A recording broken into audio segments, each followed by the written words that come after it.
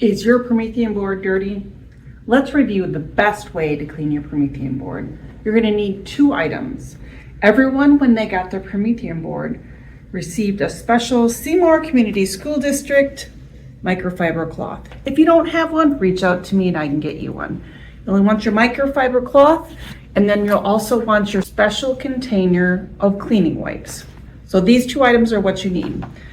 So when I look at my board, there's lots of smudges. So typically what I would start with is wet and then follow with dry. But here's my tip for you. The minute that I touch my board, it turns on, and that's when it's hard to see some of those fingerprints. So I'm gonna do 2 things. First, I'm gonna turn my touch off. On the very bottom, there is your turn touch off, and you know it's off when you look up here. Now I want my screen to go black.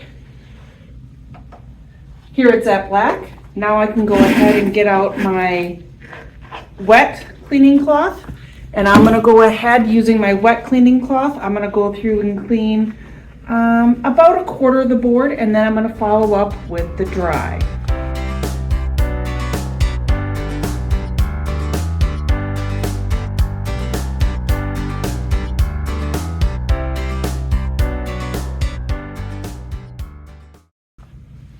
My board looks way cleaner and not as smudgy.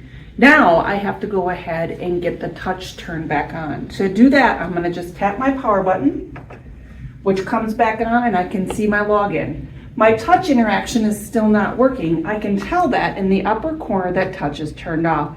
So on the very bottom, I'm going to go ahead and tap turn touch on, and then I can go ahead and put in my credentials and get into my board. Remember, custodians are not going to clean your board at night. It's going to be your responsibility. So make sure you use your wet wipes and your dry wipes and keep your board clean.